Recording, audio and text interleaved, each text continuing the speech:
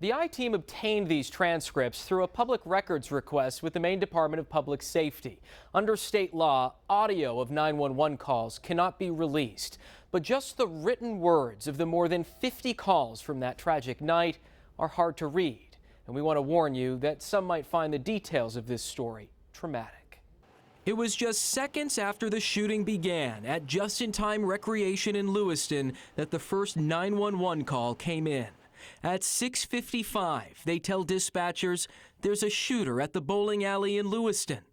Less than a second later, a second call. The person saying the shooter just walked out my door like 2 seconds ago. From there, another 10 calls to 911 within a minute, from both inside and outside the bowling alley, describing the chaos and unknowns. One caller telling 911 they have parents and children hiding, saying, "I've got a bunch of kids in the back because it's the kids' practice bowling."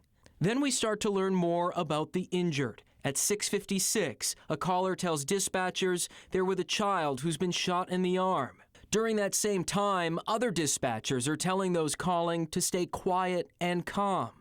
You take a deep breath and you're going to keep me on the phone until they get there, okay? I'm going to help you, okay? The pure shock from victims is apparent as well. At 6:59, a caller says they never would have thought this would happen here in Lewiston, Maine. But only a few minutes later, dispatchers would start hearing from victims of the second shooting that night. At 7:07, the first call from Schmenge's Bar and Grill comes in. A caller telling 911 there are many people injured, and then describes how some of the victims are hiding under pool tables. The dispatcher then tells the caller how to create a tourniquet to help those who were shot. "I want you to wrap up wherever he is bleeding from. Keep pressure on the wound," they said. Less than a minute later, at 7:08, another caller says the shooter is still inside Schmenge's and gives 911 a description, saying, "Tall, white, male, dark clothing, hooded, jeans. That's all I could get."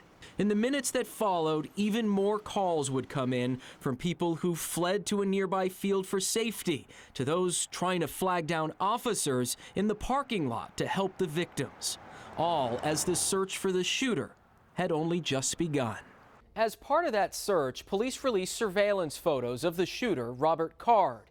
And one of the last transcripts we received is for a call just before 9 p.m. that night, where a person called 911 to say they recognized Card, telling them they had been concerned about his mental health recently, as well as his access to firearms.